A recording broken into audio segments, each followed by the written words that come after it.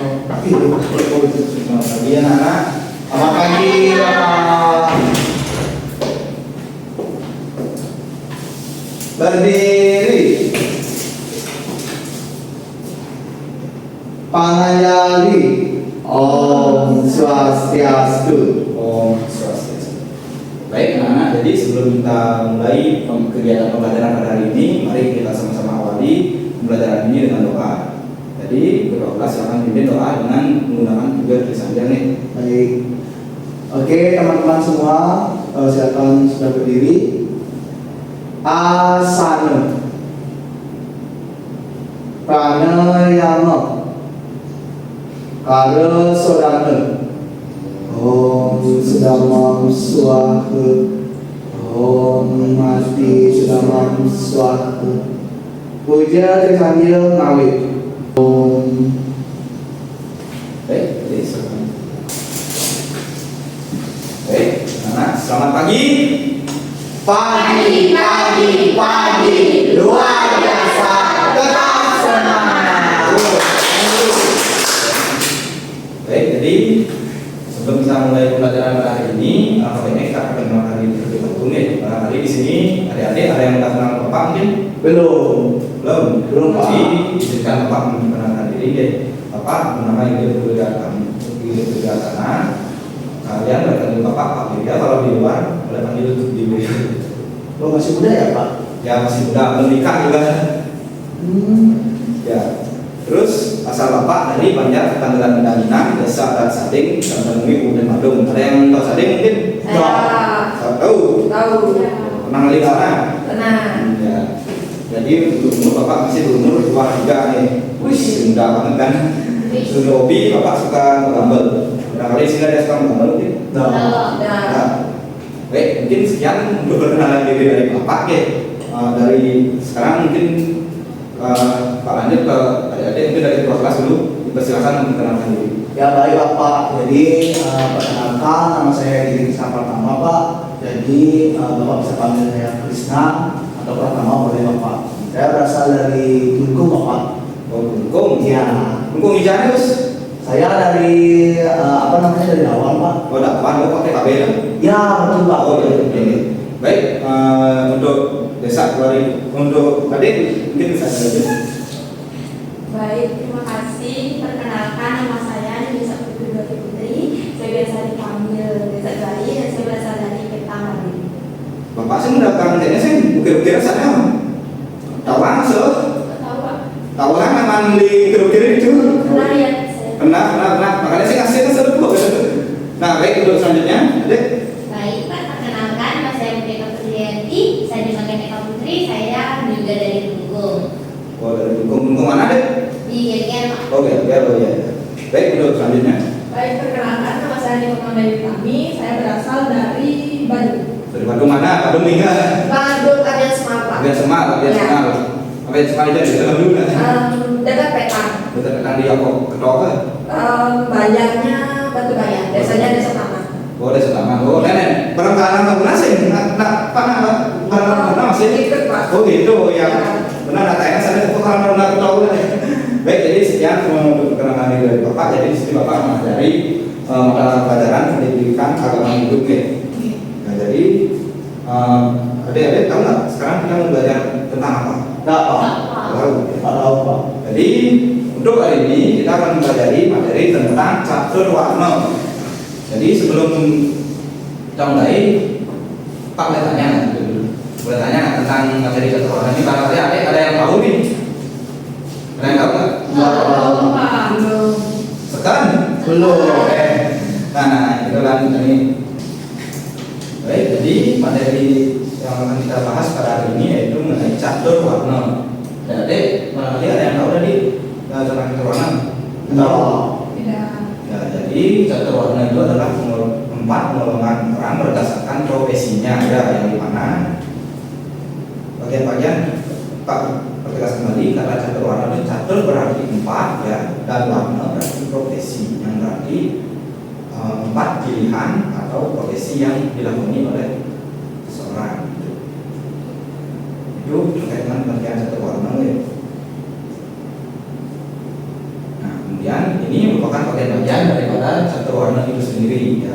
Yang pertama ada Brahmana warna, kemudian ada Ksatria warna, dan yang ketiga ada Vaisya warna. Dari Vaisya warna, dan yang terakhir ada Sudra warna. Baik, yang pertama ini adalah Brahmana warna. Brahmana warna adalah orang yang menekuni ilmu tentang keagamaan ya. Pak, kelihatan Pak. Oh Pak, kelihatan Pak. Ya, jadi inilah. Jadi ada mungkin nggak asing ya dengan siapa beliau ini ya? Ya tahu Pak. Ya, mungkin ada dengan siapa kan beliau ini? Ada tahu nggak? Tidak berada di gunung. Ya benar ya, beliau adalah seorang Brahmana warna ya, karena mengingat beliau merupakan seorang tokoh agama di mana beliau juga sering memberikan pencerahan kepada umat beragama ya. Mungkin adik-adik yang waktu kecil-kecil mungkin pernah nonton Dharma Wacana mungkin di TV pagi-pagi pasti tidak asing dengan wajah beliau kan? Ya betul Pak, betul. Ya, jadi itulah dia Brahmana warna yang dimana profesi dari Brahmana warna itu sendiri tiada lain ya bukan adalah untuk memimpin upacara keagamaan dan di samping itu memberikan pencerahan kepada umat beragama itu untuk Brahmana warna ya. Nah yang kedua Ksatria warna. Nah barangkali ini Nebelin Badung pasti sih ngasih nih. Coba Pak kau apa nih Nebelin Badung ini ada dua nih tahu nggak? Ya ada nih Pak Yan, saya Oscar, salah, Oscar, salah. Benar sih benar. BCN Pak Giri, salah. Oh, Pak tahu Pak. Ya tahu ya. Nah ini kan dia Bapak Wayan Adi Armamo dan Bapak Gugus Adi Sucipto yang dimana beliau merupakan Ksatria warna yang dimana Ksatria warna itu adalah sekelompok orang yang bergerak di bidang pemerintahan seperti ini contohnya gitu. Ini contohnya ini kan bupati ini. Nah yang catur guru ya contohnya guru seso di Badung gitu.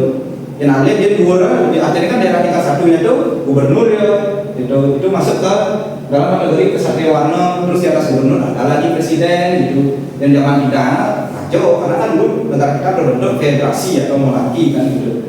Nah jadi itu dia Ksatria warna ya, ada ya seperti yang kita lihat di sini. Yaitu ada bupati Badung dan wakil bupati Badung ya. Itu Ksatria warna dan kemudian kita lanjut ke Vaisya warna ya. Nah ini Vaisya warna. Vaisya warna itu kaum pedagang ya. Mereka yang bergerak di bidang perekonomian itu disebut Vaisya warna. Tidak hanya pedagang saja, petani, peternak itu juga disebut dengan Vaisya warna. Terus apalagi kalau di zaman sekarang kan ada yang namanya para pengusaha itu kan investor itu juga masuk ke dalam kategori Vaisya warna itu karena mereka bergerak di perekonomian. Nah kemudian yang terakhir ada Sudra warna. Nah, Sudra warna ini adalah mereka yang bergerak di yang bekerja sebagai pekerja kasar ya atau buruh kasar ya. Buruh gitu. Nah ini ada bisa lihat ya itu kan nama buruh itu. Mereka tuh laksanakan tugas dengan baik dan terus melayani seseorang yang kasar, orang ngajen bos gitu. Itu pada jadi itu bagian-bagian daripada catur warna ya. Nah kemudian terlanjut kewajiban daripada catur warna itu sendiri ya. Nah kemudian ini ada Brahmana warna yang dimana di sini sudah ditetapkan ya kewajiban Brahmana warna berdasarkan sastra ini ya. Ini Dharma ini ada bisa lihat mungkin.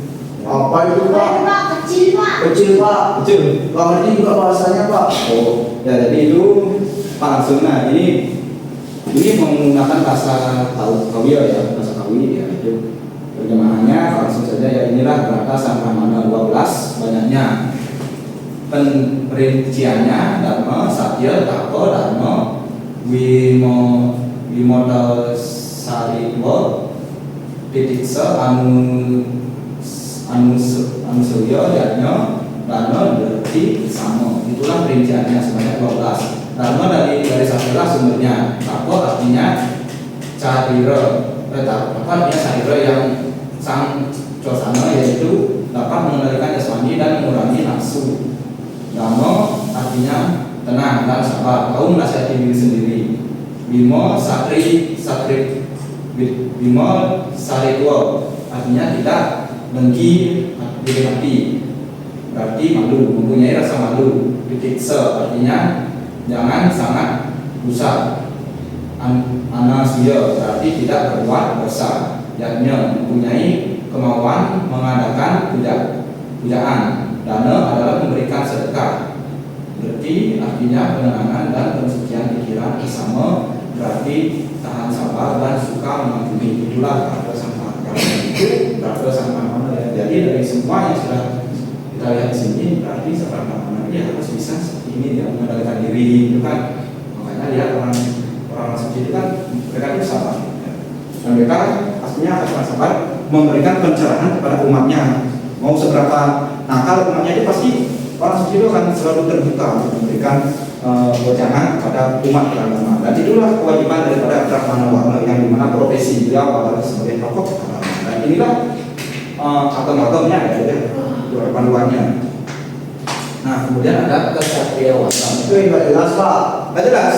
Nggak jelas. Yang tadi itu apa Pak? Kewajibannya Pak? Kewajiban Brahmana Warna yang dimana Brahmana Warna itu kewajibannya adalah mencerahkan umat beragama dan memimpin upacara keagamaan. Itu ada. Dan di sini kewajiban Ksatria Warna. Menurut Kekawiniti Sastra Sarka 4 bait 2 menjelaskan tentang ksatria.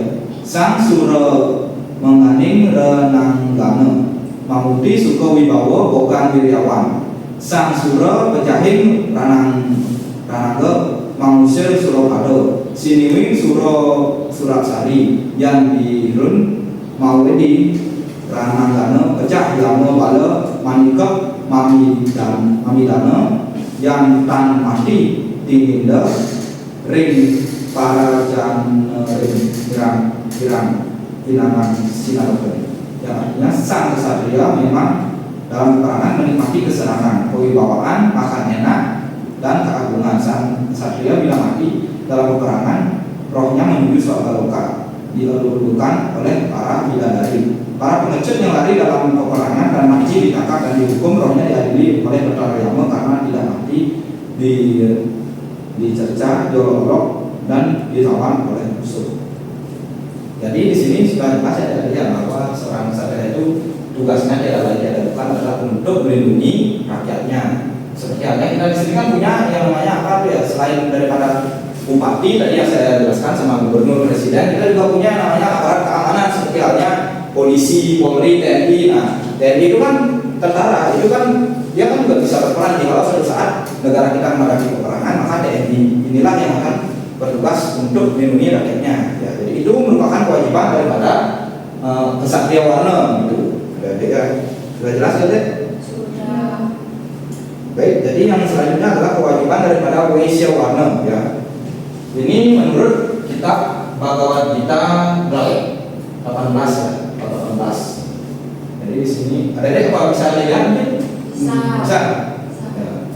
Jadi maksud saya ya, bercocok tanam, beternak sapi dan berdagang adalah kamu atau kewajiban seorang Waisya. Menurut bakatnya berdasarkan Sloka 14 bahwa tugas utama dari Waisya Warna adalah bergerak di bidang pertanian seperti bercocok tanam, beternak dan berdagang yang berperan dalam mewujudkan kemakmuran ekonomi. Penerapan ajaran tersebut saat ini selain dilaksanakan secara tradisional juga dilaksanakan secara modern yang didukung oleh perkembangan pengetahuan dan teknologi. Ya, jadi itu ada ya. Jadi kewajiban seorang Waisya itu bergerak di bidang pertanian dan juga peternakan. Pak kasih contoh nih. Kan ini disebutkan tadi peternakan dan juga pertanian. Yang sing ada petani, bahasa ini petani. Kan dari petani kan? Ya. Berarti kita wajib terima kasih kepada para petani yang sudah memberikan kita beras. Peternak juga kan. Nah, peternak ini kan ada peternak babi, peternak sapi, babi. Nah, ini kan baru saja kita melewati yang namanya merayakan yang namanya Hari Raya Galungan dan Kuningan. Nah, itu Galungan kita butuh nggak babi? Daging babi butuh kan? Nah, itu. Jadi dengan adanya para peternak ini kita bisa makan, bisa minum juga kan. Nah, lagi itu peternak sapi itu mereka tuh mengolah susunya itu kan, susu sapi itu nanti kan kita kasih ke anak kita nanti untuk pertumbuhannya itu. Terus yang apalagi itu yang bergerak di bidang perekonomian. Nah, para pengusaha, investor kita tahu sendiri di Badung kabupaten terkaya itu sumber pendapatannya itu APBN-nya itu dari mana? Ada yang bisa jawab? Dari sumber pendapatannya dari pariwisata. Nah, kan dengan banyaknya hotel-hotel, villa yang ada di Badung Selatan itu, nah itulah kenapa para Waisya dapat mewujudkan kemakmuran di dunia ini. Itu seperti yang di Kabupaten Badung itu kan dari sumbernya itu kan dari pajak-pajak hotel, restoran yang dimiliki oleh pengusaha itu. Nah, itulah dia fungsinya kewajiban daripada para Waisya itu. Jadi kita patut berterima kasih dengan para peternak, petani, dan juga para pengusaha itu. Kalau nggak ada itu, pasti sulit dah. Di mana kita kerjakan itu kan juga dapat membuka lapangan pekerjaan juga. Gitu. Ya lanjut ke sumber warna. Nah, bisa dilihat kan ada CPT-nya. Ya, jadi di sini dijelaskan bahwa sumber warna adalah seseorang yang bekerja sebagai buruh ya. Jadi kalau seorang buruh tidak memiliki pekerjaan, maka dia akan kehilangan anak dan istrinya karena apa? Sehingga kayak udah kehilangan makan karena udah kan, benar sih? Betul. Nah, jadi itu dia adik. Jadi untuk kewajiban saudara adalah melayani dia.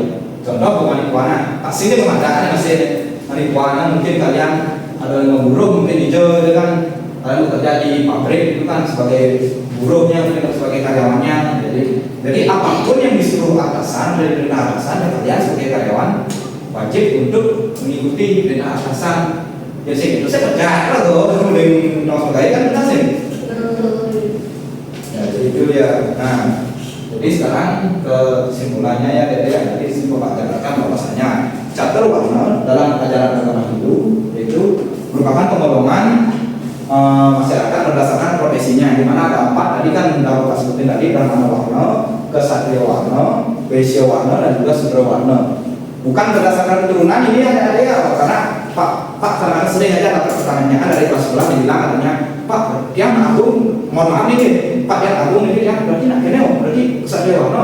Tergantung sekarang. Nanti kalau kamu udah menjadi Grab atau jadi CS, Pak ini orang yang Ksatria warna, Anda itu apa jadinya? Dek, apa jadinya kalau dia agung tapi jadi CS? Sudra, betul sekali dari saya.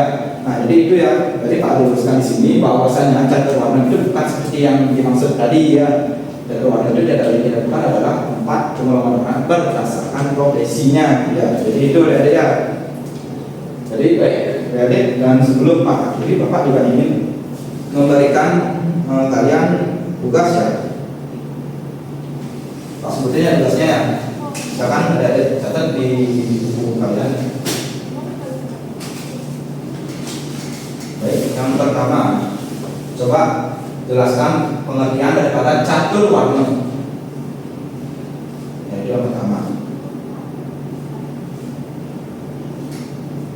Sudah ada deh? Ya. Baik. Kemudian yang kedua, jelaskan bagian-bagian dari catur warna serta berikan analoginya. Analogi itu artinya apa sebetulnya itu. Kemudian yang ketiga, Pak belum ya Pak. Baik. Ampun ada deh. Sudah. Yuk, yang ketiga yang terakhir, jelaskan apa saja kewajiban daripada catur warna. Baik. Silakan selamat mengerjakan Bapak Minggu ya. Udah semua nih. Baik. Jadi Pak mau koreksi untuk tadi Pak. Yang pertama apa dulu ya? Jelaskan pengertian catur warna. Ada yang mau menjelaskan? Ya, silakan. Catur warna itu 4 golongan profesi atau 4 pilihan yang dilakoni seseorang. Benar ya, Dede? Benar ya? Nah, satu dulu teman kita desa. Luar biasa. Terus yang kedua yaitu yang kedua jelaskan pertanyaan. Ya, pengertian catur apa itu bagian-bagian catur warna dan juga analoginya mungkin BEK mungkin. Bagaimana? Bisa nggak gitu? Itu dalam teks. Akhirnya 2 kok berbeda. Ya. Oh, tidak bisa di nomor 2 Pak. Baik, pertanyaan yang kedua yaitu jelaskan bagian-bagian dan juga analoginya ya. Oh, baik, barangkali yang menjawab. Ya. Oh ya, Kak. Nah, bagian-bagian itu kan ada 4 Pak. Ya. Yang pertama ada Brahmana warna. Nah, Brahmana warna itu seperti pendeta, Ya. resi-resi. Ya. Nah, contohnya itu tidak ada tadi. Ya. Benar meski. Kedua ada kesatria warna. Nah, contohnya itu seperti pemerintahan. Ya. Nah, lalu yang ketiga ada Vaishya warna seperti pedagang, Ya. petani dan banyak lagi. Ya. Nah, terakhir ada Sudra warna, contohnya Terus dulu untuk teman kita. Baik, yang terakhir yaitu kewajiban daripada chapter 1. Ada yang mau menjawab mungkin? Ada yang mau menjawab? Kalau kosong tidak menjawab. Baik, ada yang mau menjawab mungkin dari Krisna? Nggak tahu Pak. Kosong nih jawabannya nih, teman lu. Saya Pak. Ya, silakan. Nah, kewajibannya itu yang pertama, Sanjita itu kan seperti memimpin upacara. Nah, yang kedua itu Satria menertibkan masyarakat. Ya, benar. Seperti mengelola pemerintahan itu. Ya. Nah, yang ketiga jual beli atau melayani. Ya. Yang jual beli perdagangan itu. Ya. Yang terakhir sebenarnya itu membangun atau melayani. Ya. Terus dulu teman saya. Baik, jadi Pak rasa kalian semua sudah paham mungkin ya dengan satu warna ini ya. Cuma mungkin tadi kalian malu ya menjawab, ya nggak apa-apa, wajar anak orang masih apa. Baik, jadi mungkin demikian untuk kuliahan kita pada hari ini. Pak harap apa yang Bapak sampaikan hari ini akan berguna untuk adik-adik semua ya. Dan apabila ada salah kata mungkin dalam pelajaran hari ini, mohon maaf kesan-kesannya tanpa uang di sosial tidak ada masalah. Baik, untuk pembelajaran pada hari ini dapat diakhiri. 12 silakan. Berdiri. Oh no, dengan Apa? Nana saya. Parang Santi. Om Santi Santi Santi. Om Santi.